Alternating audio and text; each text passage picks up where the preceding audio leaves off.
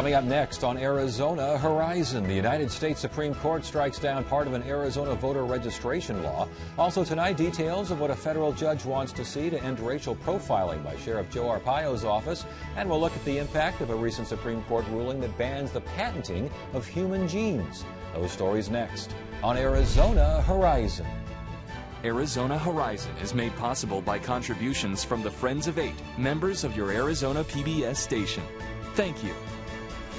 Good evening and welcome to Arizona Horizon. I'm Ted Simons. The United States Supreme Court today upheld a lower court ruling that found part of an Arizona voter registration law is unconstitutional. The High Court ruled that the state cannot require proof of citizenship or other added obligations from those who register to vote using a federal form. Here now to discuss the ruling is ASU law professor Paul Bender. Always a pleasure. Especially at this time of year. Yes, and we're going to have, we got you coming up in a couple of weeks, yeah, you know, for the big Supreme Court show. But what was the issue here? The issue here was whether Arizona, and I think one or two other states did this, tried to require people when they register to vote to have proof that they're citizens. In the mid-1990s, Congress passed a thing that's called the Motor Voter Act, which was intended to make it as easy as possible to register to vote. And it said that to register to vote in federal elections, that is elections for the House and the Senate, you register to vote by filling out a form and swearing that you're a citizen. And it says under penalty of perjury, I swear that I'm a citizen. And that you cannot require any other documentation. That's what the federal law says. Arizona, however, and I think, as I said, one other state said, no, we're not going to let you register unless you provide proof. And it's administratively difficult because this form is used to register by mail. So Arizona is saying, if you want to register to vote, send us proof that you're a citizen in your mail application. So you have to put in the envelope your passport, or something which you don't want to do maybe because it may never come back. And so it makes it really difficult to vote. And the Supreme Court said that it was clear that the federal statute meant to make it as easy as possible for people to register to vote, and that the state could not require proof of citizenship of people, that the federal government had said that if you want to register to vote in a federal election, it's enough if you swear under possible penalty of perjury that you're a citizen.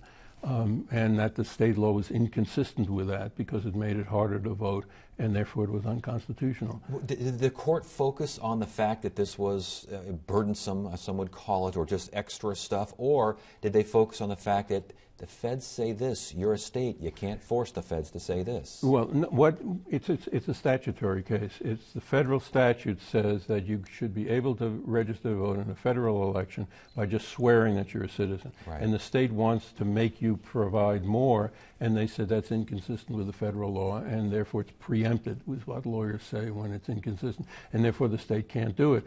It doesn't say it's unconstitutional. Itself, it's that the federal law wants to make it easier to vote, and the state law interferes with that. How does this impact voter registration efforts? Well, this case itself technically only applies to federal elections. But as you know, as everybody knows, I think when you register to vote, you register to vote in all elections. So a state could, after this decision, continue to require proof of citizenship to register in state elections, but they can't require to register for federal elections, for Congress and for the Senate. So in order to avoid this and continue to require proof of citizenship, they'd have to have two registration processes and maybe even two ballots. So that would be very, very inconvenient. So the chances are that this means that the state is going to have to forget about that requirement and let people register to vote if they swear that they're citizens. Again, the state legislature would then go ahead and say, yeah, you can go ahead and register by mail federally, but you can only vote in federal elections. That would mean two ballots, wouldn't it? Yeah. They technically, theoretically, they could do that. I think it would be very, very, very difficult administratively to do that, so I doubt if they would do it. And that's not a problem because this is a statute that deals with something that everybody recognizes, I think, is not a problem.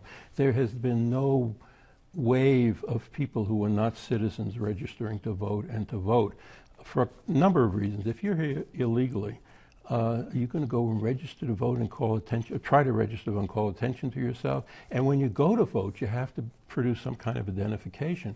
And so the combination of those things and other things as well means that it's very, very rare, if it ever happens, that somebody who's not a citizen registers to vote. So other states with similar laws will face similar Same challenges. thing. Yeah, they would also. I think there's only one other state that has a law like that. So that's unconstitutional. It's important to recognize that this is about registration to vote. The Supreme Court a couple of years ago upheld a statute like Arizona's, which requires identification when you vote. So that's still valid.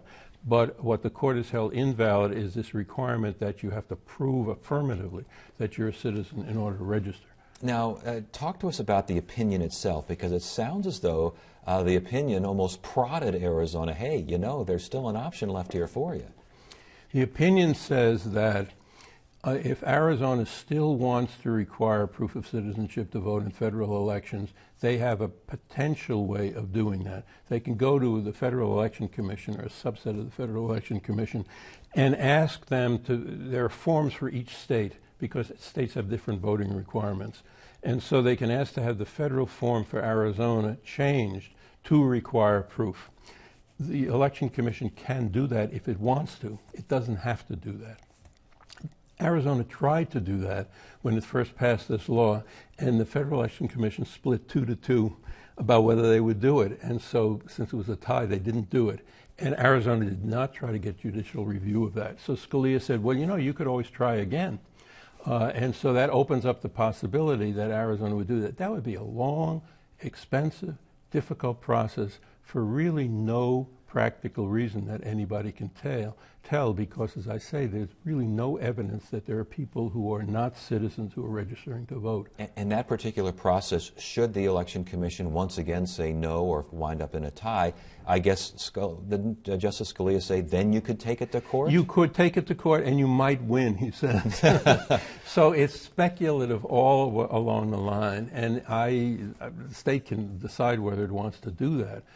But it would be expensive, it would be time-consuming, and since there's no problem really to deal with, I wonder why the state would want to do that. And judging from that election commission, is there anyone home on that commission right now? Well, right now there are no full-time appointments, because I think the Senate has not confirmed President Obama's appointments to the commission. So that's one of the reasons why it's speculative whether this kind of thing is going to work. And Scalia just says, well, you could do that. It's an interesting opinion, because it kind of offhandedly says, well, you might try this and maybe it'll work, but don't worry about it. And I think the reason is that, again, there's no problem. If there were a big problem of thousands of people who were not citizens voting and maybe changing the result of elections, I think the court might have a different attitude toward this case. But there's no evidence that that has ever happened. So why go to all this trouble? Okay, and we have our Supreme Court show coming up, I believe, July 1st. We'll talk about this case more in the personality of it, because I found it interesting. Scalia actually wrote the opinion, and Alito and Thomas were on the other side. They dissented, and Roberts, the Chief Justice, and Scalia joined with the liberals to do this result. So that's a fascinating dynamic there. We'll talk more about that. We'll see you July 1st. Good to see you now. Nice to see you, Ted.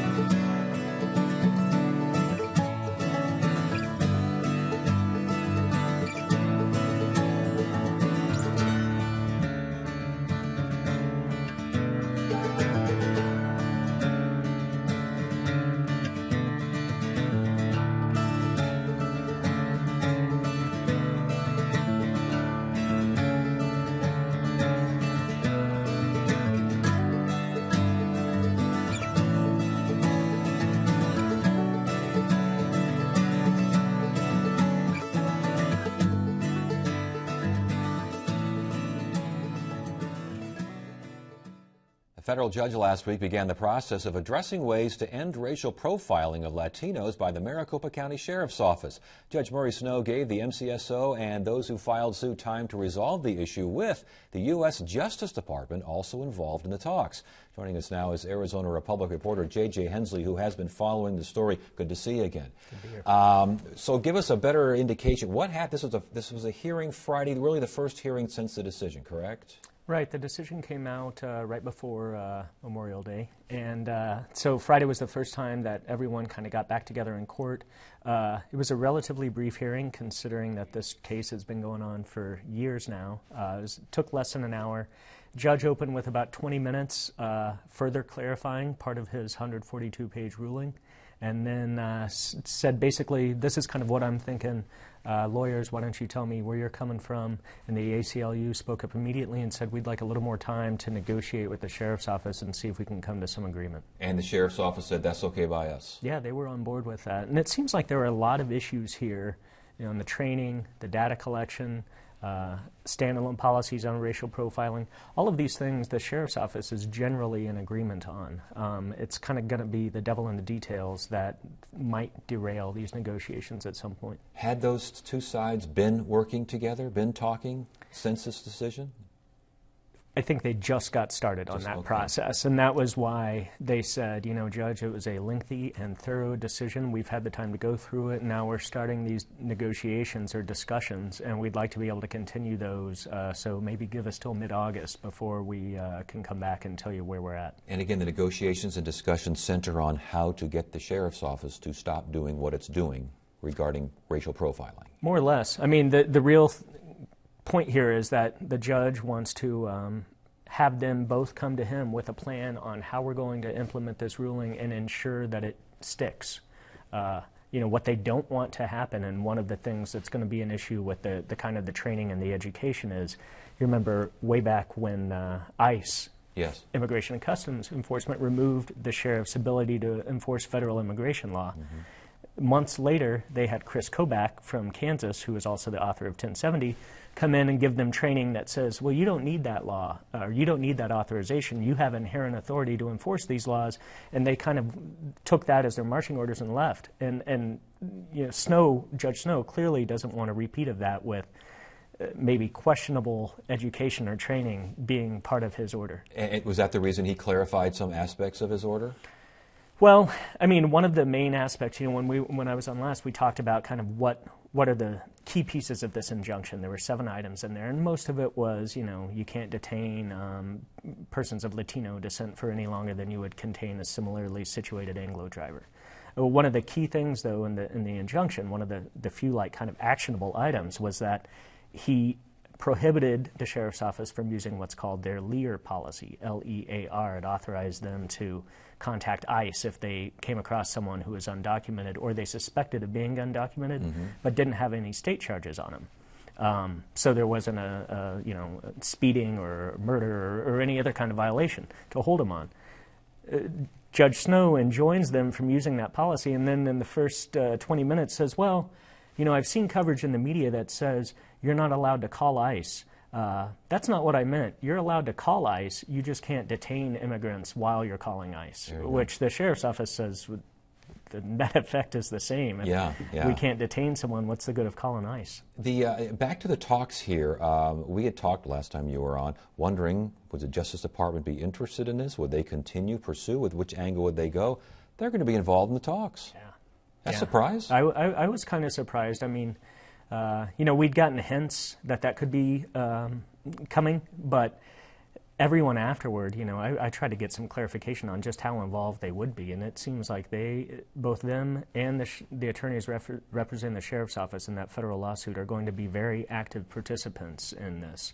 The Justice Department sees this as an opportunity to get what they called universal settlement to resolve both the Melendres claim and their lawsuit filed last May. Kind of an opportunity for an all-encompassing thing, just get this over with. Yeah, and I mean, I think, you know, kind of no matter where you come down on this issue or these lawsuits, the potential to avoid another costly round of lengthy litigation and discovery by letting the Justice Department in on these negotiations is probably good news for everyone who pays taxes here. Something else we've discussed at length on your appearances is the concept of a court-appointed monitor for the sheriff's office. That seems to be the one thing that the sheriff and the MCSO just does not want. Sounds like Judge Murray Snow wants it. Oh, yeah, he made it abundantly clear that he expects there will be a monitor appointed here.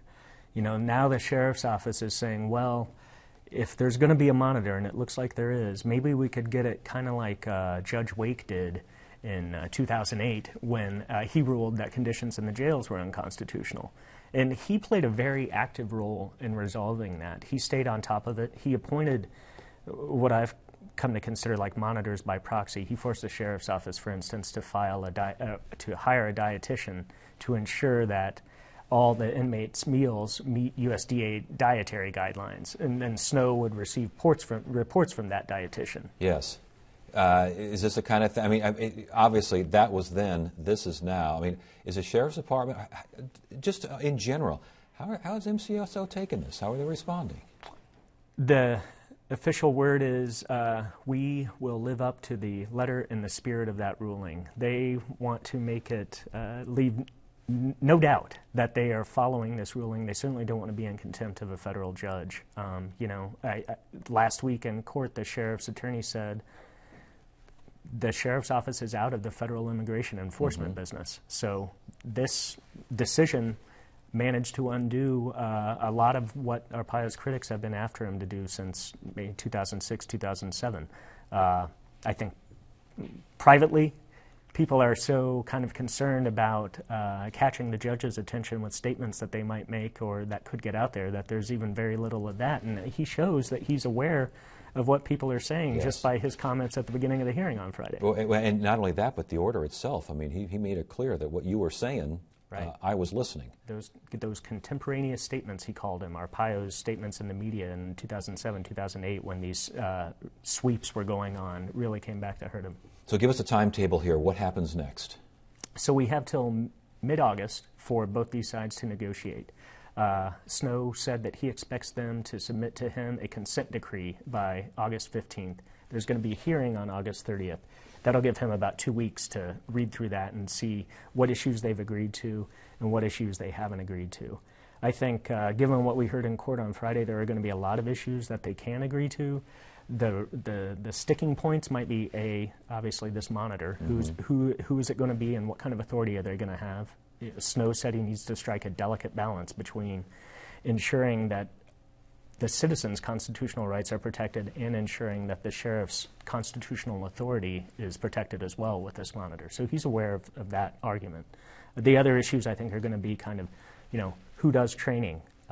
What is their background, and how much training are we going to be talking about, things like that. All right, well, we'll look out for that. Great work. Thank you for joining us. We appreciate it.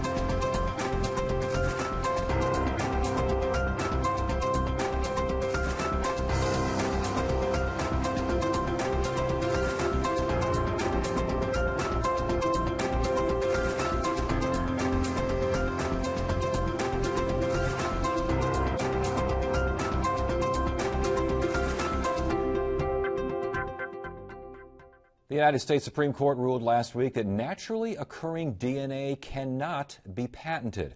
What does the ruling mean to bioscience research and industry? We asked Gary Marchant of ASU's O'Connor College of Law. Marchant is also an ASU professor of life sciences. Good to have you here. Thanks. Good what exactly did the Supreme Court say? Patenting human genes. What are we talking about here? Well, a lot of people are surprised to know about 20% of the genes in our body are patented. There's about 4,000 that have patents on them. They don't apply as they exist in your body, but to say that if you take them out and use them, they're patented. And so only the company with a patent can use them. And now the court is saying you can't patent something like this that is naturally occurring? Right. So the whole issue is that the gene essentially occurs in your body, and it's taking it out and isolating it. Is that enough to get a patent on it? And for 20 years, we've been giving these patents for these genes. And now the Supreme Court has now definitively said, no, you can't get a patent for So it's like patenting a kidney or something? Yeah, but so except isolated. So, you know, one of my students actually made the analogy, if you cut off a whole bunch of student thumbs and put them in a basket, it doesn't mean you can patent human thumbs. That's sort of the logic that's been used here. But the problem is we have about 100 years of sort of inconsistent precedent on this. Some saying if you isolate a vitamin that is patentable, others saying it isn't. I'd keep an eye on that student, by the way. Yeah, exactly. But again, what were the court's reasons here? Just because it occurs in nature and it's not doesn't really belong to anyone? Yeah, so the company involved here, Myriad Genetics, they put money into it, they invested research and time, but they didn't invent anything new, is what the court ultimately concluded. And to get a patent, it has to be something new and novel that doesn't exist before. It has to be human-made, essentially. And this, again, was 30-some-odd, reverses 30-some-odd years of this, huh? Yeah, so one of the problems is all the uncertainty of all these companies investing in this all this time, and now the rules have changed. But I think, you know, that's where we're at. Well, what becomes of these companies? What becomes of these patents? Well, so there's still some issues still out there because the court at the same time said patents that include just the important parts of the gene are still valid. So there's still going to be a question, how do those two parts of the decision interrelate to each other? So I expect still more litigation, but it seems that we're going to go forward that it's not the genes that are patentable, but rather the question is as science is moving on anyhow, it's sort of taking a bunch of those genes and using them in a specific way. That might still be patentable. That's where this company will go. That's where a lot of companies are going already anyhow. In some senses, it's 1990 science that we're talking about here. So the overall impact on biomedical and you know, just basically biotech, the industry itself, in general, what do you see? Well, it's a mixed bag. Like patent law sort of has this double-edged sword. So on one hand, it's going to help patients in the short term. The cost of this test will be about a third of what it is now. So people at risk of breast cancer will be able to get this for $1,000 rather than $3,000. So there's a direct, immediate effect for patients. For scientists and industry, I think more scientists and industry on the side of not patenting these than patenting them. Because the reason is you can now use these in your science. You can now use these to develop these more sophisticated tests that before you're blocked by these patents. And I was going to ask about research and study and those sorts of things, because it seems like there's almost parallel tracks here. You got business on one side, you got research and study on the other. Similar impacts or divergent? Again, sort of this mixed bag, right? Because on the one hand, the patent sort of gives the incentive and the reward to go forward and develop this, to spend the money on it. And if you don't get that reward, if someone else can just come along and take that, then people aren't going to do that. On the other hand, once you have the patent, it's basically blocking other people from using that same invention. So these patents sort of have this, again, this double-edged sword aspect to them. And what's important is to get the right balance of not too much patenting but not too little. And I think this decision, I think most researchers, most companies even, think it's probably a good decision. So I've already seen critics of the decision saying it's going to slow the development, scientific breakthroughs by some of these commercial firms. Is it valid? I don't think so. I think there'll be a little bit of that, but it'll be much more on the upside, because now companies like, say, TGen, or researchers like TGen here in town, they take 10 or 20 or 1,000 different genes and put them into a single test. And the problem before is they're blocked from doing that because some of these genes had patents on them. Even more important is this whole idea of genome sequencing. This is a big thing coming down the line. And there you take all 6 billion base pairs of your genome and sequence them all. If there's 4,000 of those genes that have patents, you might not be allowed to disclose that information to the patient.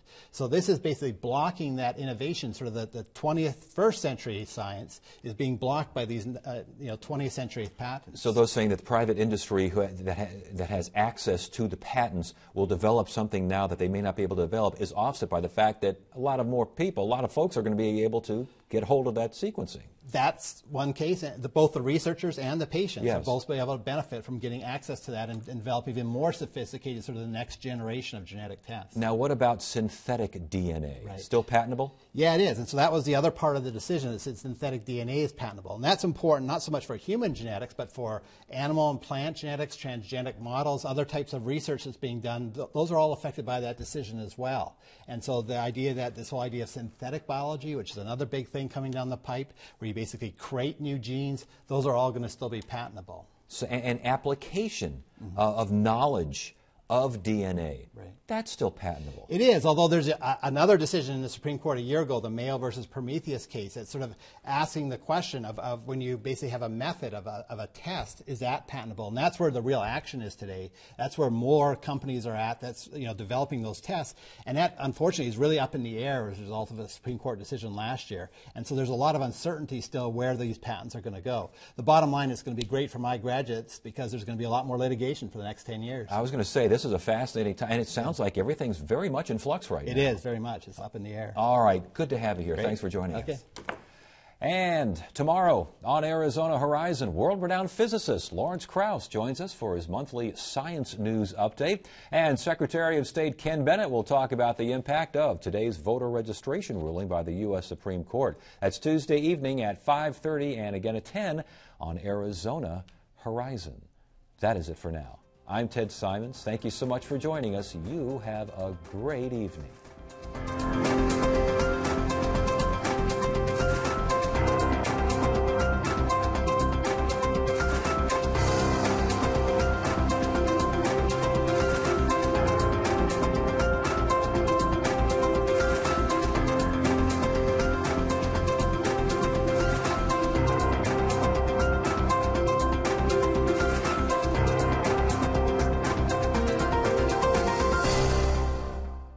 Arizona Horizon is made possible by contributions from the Friends of 8, members of your Arizona PBS station. Thank you.